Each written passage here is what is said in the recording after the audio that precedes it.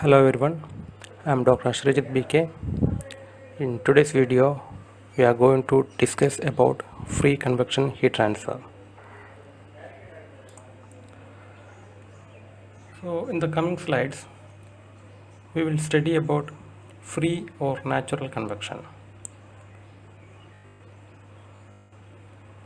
The content of this presentation will be, first we will understand the physical mechanism behind the natural convection.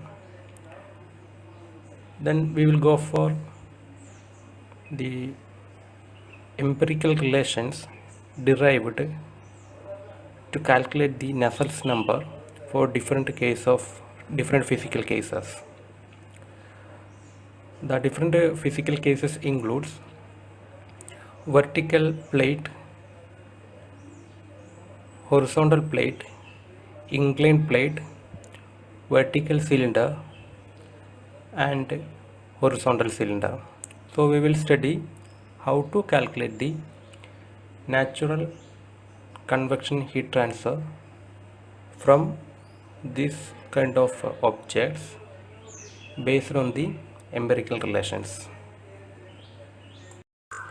The definition of natural convection is that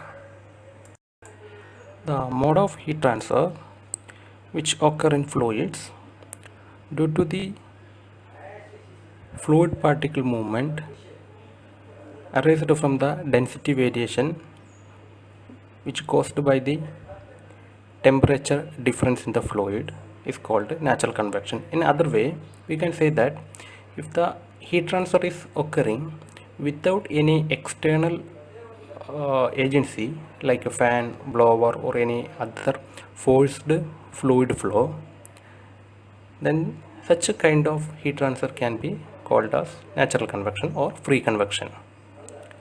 Some practical examples are the motion that results from the continual replacement of the heated air in the vicinity of egg by the cooler air nearby is an example for natural convection, and the heat transfer is called a natural convection heat transfer. So if you keep a hot egg here, so initially the surrounding air will be cold air like our atmospheric temperature. Because of this hot air, the nearby air will get heated up and it will go upward, and because of this upward movement there will be low pressure. Because of that, cool air will come to this place, so there will be a air current happening around this hot egg which result in a cooling of hot egg. Another example is the warming up of cold drink in a warmer environment by natural convection. Suppose you have a cola bottle here which you took out from your refrigerator, and if you keep it in open place, we know that the temperature of this bottle is lower than the surrounding temperature. Because of that, the surrounding air will lose some heat, or heat will flow from the surrounding air to this cola bottle. Because of that, density of the air will get reduced, results in a downward movement of air, because when the cold air will have a higher density, and hot air will have a comparatively lower density. Because of that, this cold air will move down and the warm air will come from the top side. So substantially what happens is the heat transfer will occur from the warm air to this cola bottle. Eventually the cola bottle will get heated up. So in both the case, we are not applying any external fan or any external blow to achieve this heat transfer. So this kind of heat transfer is coming under convection heat transfer. Natural convection heat transfer. In order to derive some governing equations and correlations, first we will define some terms. The first term is the volume expansion coefficient beta. Volume expansion coefficient means it's the variation of the density of a fluid with respect to temperature at a constant pressure is represented by the volume expansion coefficient beta. That is, we can write the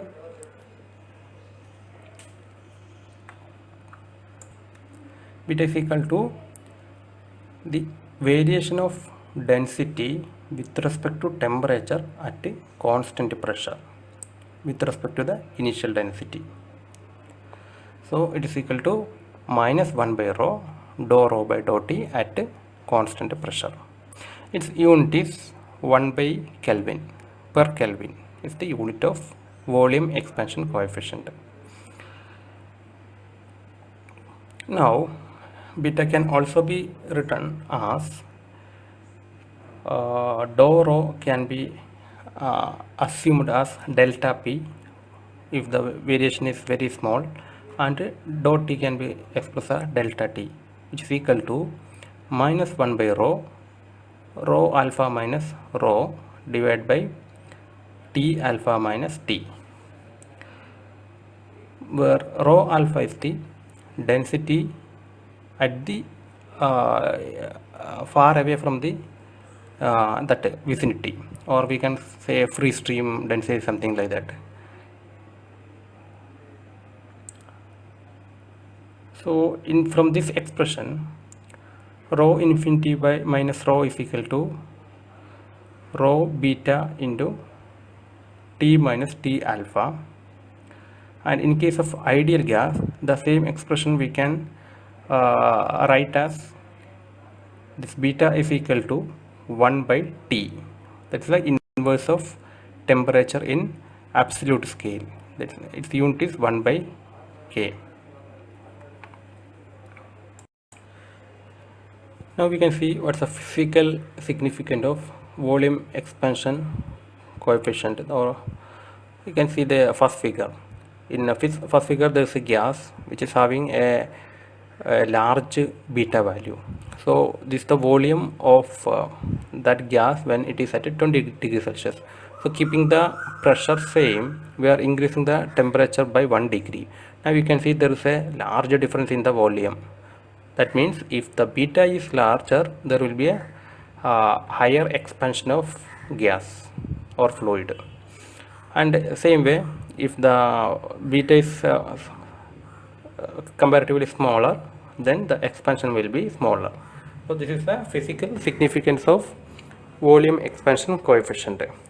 And also, the larger the temperature difference between the fluid adjacent to hot or cold surface and the fluid away from it, the larger the buoyant force and the stronger the natural convection current, and thus the higher the heat transfer coefficient. Or forced convection, if the temperature difference between the free stream and the surface, hot surface, is higher, there will be higher natural convection heat transfer due to higher buoyant force. You consider a vertical plate like this and a stagnant air over it. The vertical plate is at a higher temperature than this stagnant air. So what happens is, from the bottom, because of this temperature, the higher temperature, the fluid will get heated up from here, the air fluid or whatever the stagnant fluid. So since it is getting heated up, its density will get reduced, and because of the buoyant force, it will start moving up along the plate. That means as it is going up, its temperature will gradually increases, and there will be a there will be thermal and hydrodynamic boundary layer formation, and it will be, the shape will be something like this. While it moving up, there will be friction force between the fluid layers as well as the plate and the fluid. So that is acting against the motion of this fluid particle. In forced convection, as we are blowing air over the plate, we can externally calculate what's the value of the velocity of this fluid flow. But here we cannot directly calculate it. For that we need some empirical relation, or that velocity is depending on the upward buoyancy force and the downward friction force. So this figure shows the boundary layer for a laminar hot plate, and this figure shows the turbulent boundary layer over a flat plate, vertical plate under natural convection. So in order to calculate all this empirical relation, we have to define one more parameter called Grashof number. The governing equations of natural convection and boundary layer condition, whether it's laminar or turbulent, can be non-dimensionalized by dividing all the dependent and independent variable by suitable quantities. So that kind of a quantity, or the non-dimensionalized quantity, is called a Grashof number. The Grashof number is defined as the product of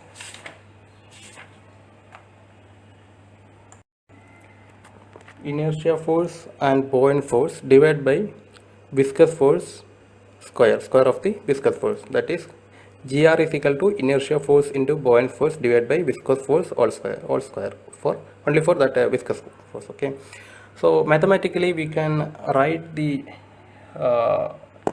expression as it is GR is equal to G beta Ts minus T alpha infinity into LC cube divided by Newton square, where G is the gravitational acceleration in meter per second square, beta is the coefficient of volume expansion, and you know that its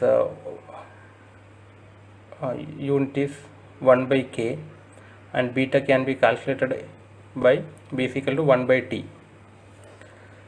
Ts is the temperature of surface, T inf is the temperature of fluid sufficiently far from the surface, Lc is the characteristic length of the geometry in meters, nu is the kinematic viscosity of fluid in meters square per second. So like in previous case, when we calculated Reynolds number, we used a hydraulic diameter. Here in the same way, this Lc represents some characteristic length that we will learn later what actually mean by characteristic length. The significance of Grashof number is it represents the natural convection effect in momentum equation, or its value is mainly decide whether the natural convection boundary layer is laminar or turbulent. Those conditions we will learn in coming slides. Physically, the Grashof number is a measure of relative magnitude of buoyancy force and the opposing viscous force. As I explained earlier, suppose we take a fluid volume here. When it gets heated up, there will be a lower density for this fluid compared to the cold fluid. So it will there will be density difference. Because of that, there will be buoyancy force, it will go up, but because of the friction is opposing the movement.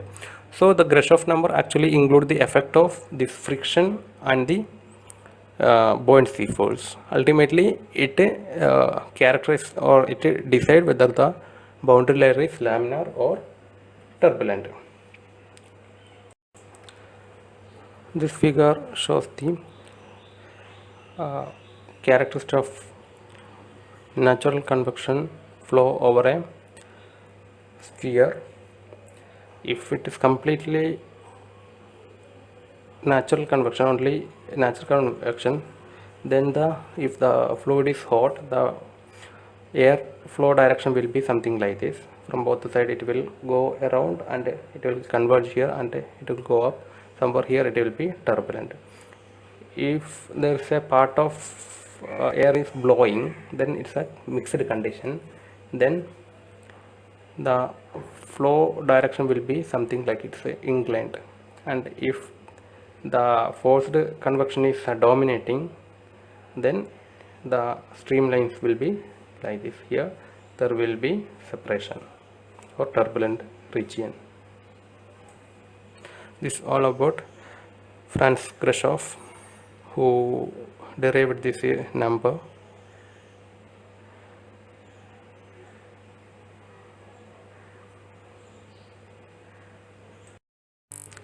Now we will see how to calculate the natural convection heat transfer and heat transfer coefficients on different kind of surfaces. The natural convection heat transfer on a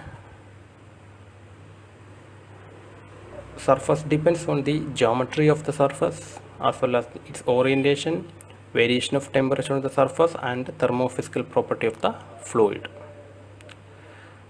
That means, as it is depending on multiple parameters, as like in our first convection heat transfer, where we used Reynolds number as a parameter to decide whether the flow is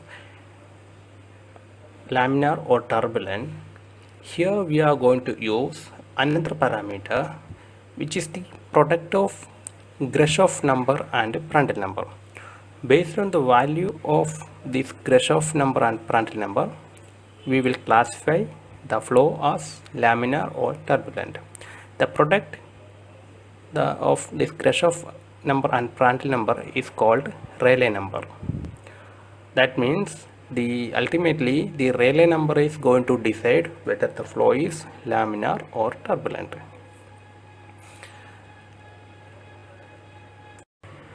So Rayleigh number is the product of Grashof number, Prandtl number, which will be G beta delta T L cube by nu square into PR.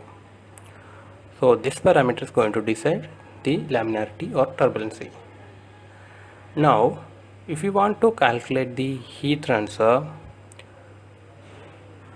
first we need to we usually use this equation: Q convection is equal to HA delta T, where Ts is the surface temperature and T infinity is the fluid temperature.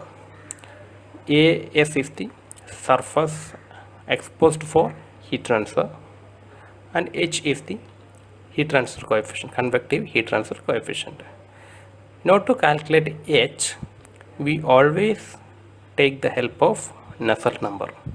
We know that the Nusselt number is equal to HLC by K, where LC is the characteristic length and K is the thermal conductivity. The value related to all this equation, the natural convection equation, are calculated, the fluid properties calculated on film temperature, that's the average of surface temperature and the fluid temperature. Usually the Nusselt number can be expressed in natural convection as C into GRPR raised to N, or C into RA raised to N, because GRPR is the Rayleigh number, where C and N are constants, which depends, the value of these constants depends on the kind of flow or the range of this Rayleigh number. Since it is depending on many parameters and its mathematical formulation is very complex and the solution also very difficult, the majority cases the value of C and N are calculated based on experiment. So this kind of solution is called the empirical solution. All the values of C and N can be obtained from data book for different cases. In our data book, page number 143 onwards, the natural convection section starts. Now we will see which are the main equations we have to consider for different cases. First, we will consider a vertical plate having length L and a surface temperature Ts. Now, for vertical plate, the characteristic length LC is equal to L only, the height of the plate. Based on this L, we can calculate the Grashof number and Prandtl number from the product of Grashof number and Prandtl number, or we call the Rayleigh number. If it is coming in 10 raised to 4 to 10 raised to 9 range, we can use this equation for finding the Nusselt number. And if it is in 10 raised to 10 to 10 raised to 13, we can use this equation, that is up to here. This is a laminar range, especially for vertical plate. Up to 10 raised to 9 the flow is laminar, and beyond 10 raised to 9 it will be turbulent, and this correlation gives the Nusselt number for entire range of Rayleigh number. If the plate is inclined by an angle theta with respect to vertical, again the characteristic length will be same as L. The only difference from the vertical plate to this inclined plate is that while calculating the Grashof number, we have to multiply that Grashof number by cos theta, where theta is the angle with respect to the vertical direction.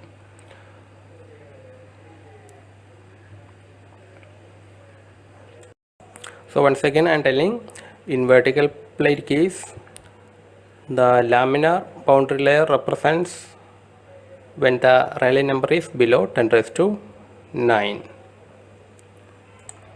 So in data book, for vertical case with laminar condition, the boundary layer thickness equation is given in the first line itself. And also Nusselt number, local Nusselt number can be calculated from either from this equation or from 0.6 GRPR raised to 0.2 equation, and average Nusselt number can be calculated by multiplying local Nusselt number by 4/3. And while selecting any number, we have two conditions. One is constant surface temperature, and another one is constant heat flux on the plate. In both cases, this equation is valid. All these details are given in data book. So the first step in studying this Snelling conversion is be very familiarized with the data book. In case of a horizontal plate, the first is characteristic length.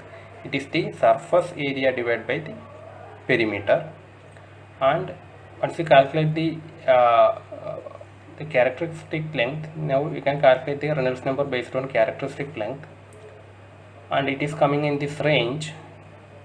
And also, if the condition is like this, upper surface of hot plate or lower surface of a cold plate, that is a heat transfer from a upper surface of a hot plate or lower surface of a cold plate, then if based on the Rayleigh number range, you can use either one of these equation.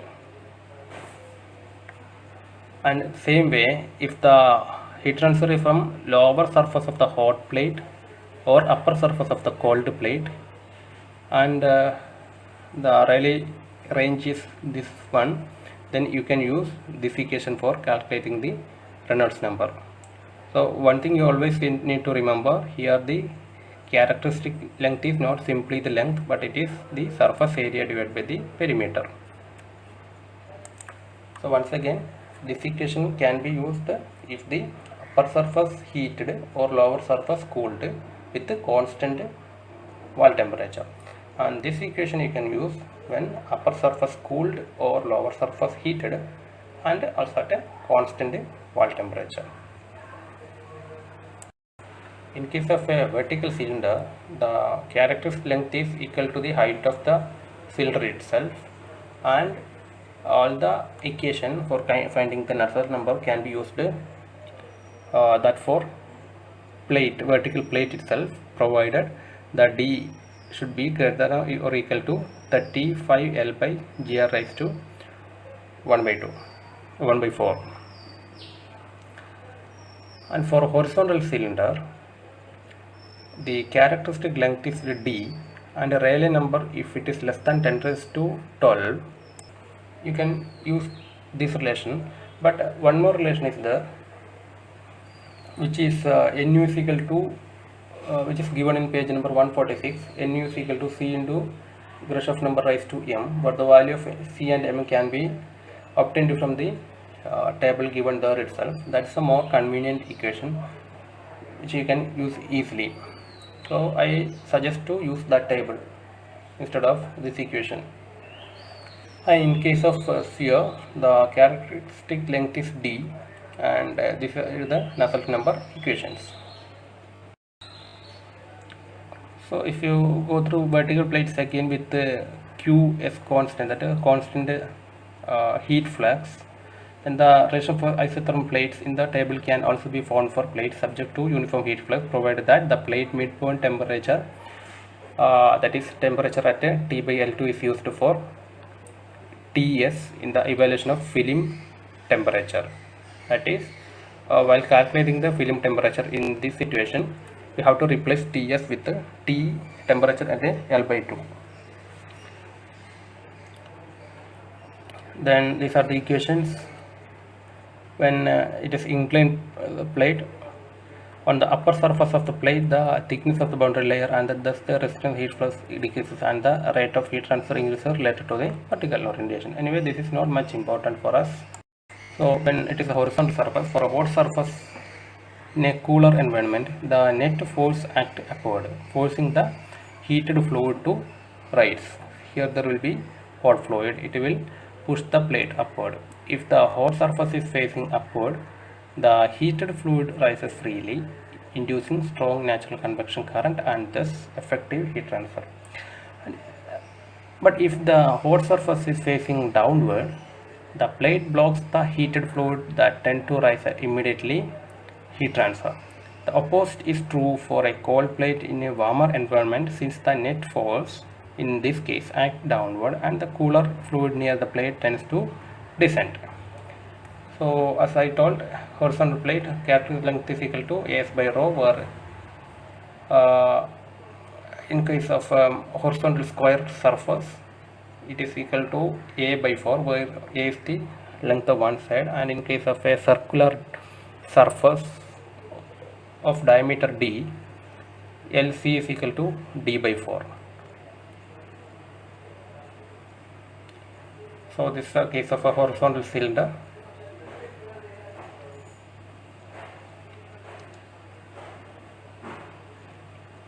And this is a concentric cylinders. Here the characteristic length is LC is equal to D outer diameter minus inner diameter divided by 2. So this is very important. And all these equations are available in our data book. In a similar way, if it is concentric spheres, again the characteristic length is outer diameter minus inner diameter divided by 2. So everywhere the main thing what we need to take care is about the characteristic length. So from the previous table we found that Nusselt number can be written as the function of Grashof number and Prandtl number. All are empirical correlations, but we need to prove that the Nusselt number is a function of Grashof number and Prandtl number. This can be done by using dimensional analysis. We know the Buckingham's pi theorem. Based on that, we are going to prove the relation. The heat transfer coefficient in case of natural convection, similar to forced convection, depends on variables like velocity, density, K, mu, Cp, and characteristic length.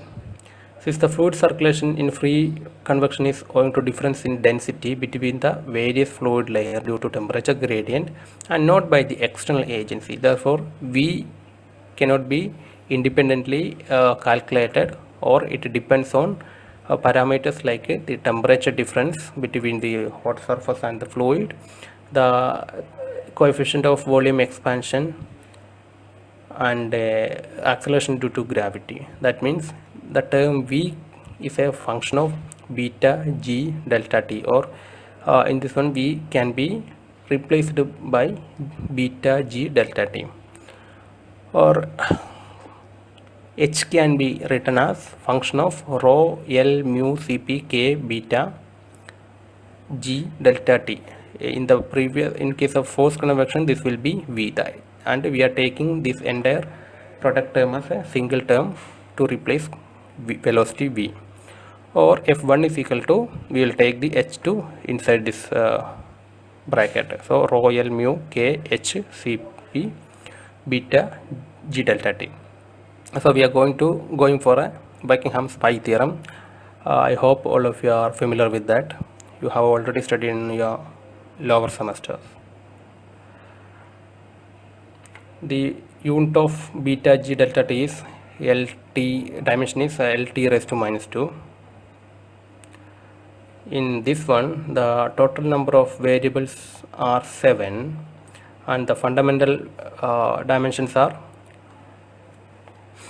mass m, length L, then time t, and temperature theta, and hence m is equal to 4. Number of dimensionless pi term are, therefore we know that as per the Buckingham's pi theorem, it is n by m, so which is equal to 3. Now this equation may be written in terms of pi terms as, since the number of dimensionless pi terms are 3, this equation can be written as f1 into pi 1 comma pi 2 comma pi 3. Now we will find the expression for the terms pi 1, pi 2, pi 3. We know that the rho L mu and K are the repeating variables, and hence it will be common in all the pi terms.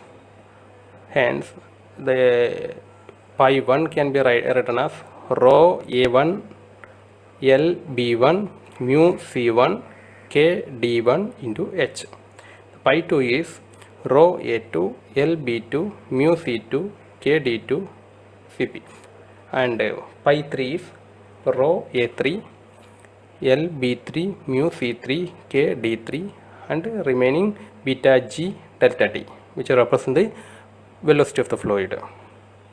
Now we have to find the values of A, B, C, D, and expression for all the pi's. So in case of pi 1, we can write as, the pi 1 can be written as MLT theta, and everywhere the superscript will be 0. So the dimension of rho is ML raised to minus 3, L is L only, mu is ML raised to minus 1, T raised to minus 1, K is ML T raised to minus 3, theta raised to minus 1, and H is ML raised to minus 3, theta raised to minus 1. These are the dimensions of each term. And now equating the respective superscript, for it is M, 0 is equal to A1 plus C1 plus D1 plus 1. So like that for M, for T, for theta, for each term we can calculate it.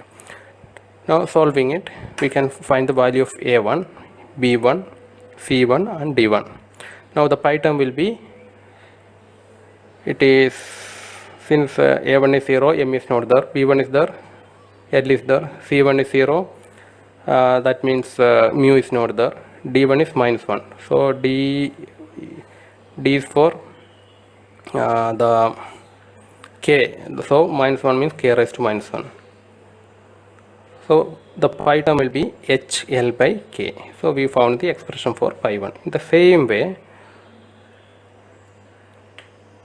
the expression for pi 2 is, this is the equation.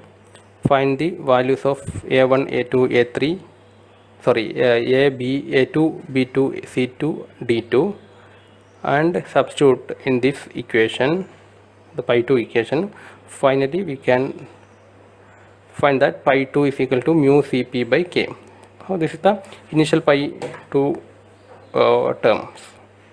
So pi 2 is equal to mu Cp by k.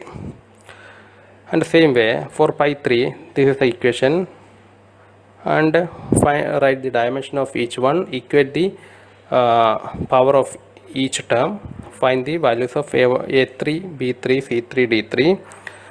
Then finally we get an expression of beta g delta t L raised to 3 divided by nu square.